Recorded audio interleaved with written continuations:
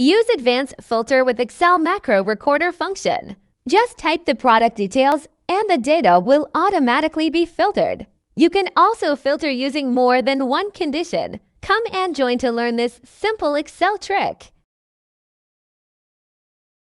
To start, go to Developer tab and select Record Macro, name it to filter_data. Go to Data tab, select Advanced Filter.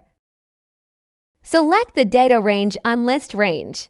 On Criteria Range, select Data Input at the top and click OK.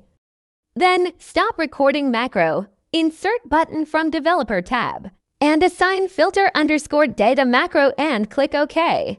Rename the button to Filter. To add Clear button, go again to Recording Macro. Name it to Clear_data. Select the yellow range cell, press Delete, select any cell, then press Stop Recording Macro. Insert button from Developer tab, and assign Clear_data macro and click OK. Rename the button to Clear. Now type the product details and the data will automatically be filtered. Like, share and follow for more Excel tips.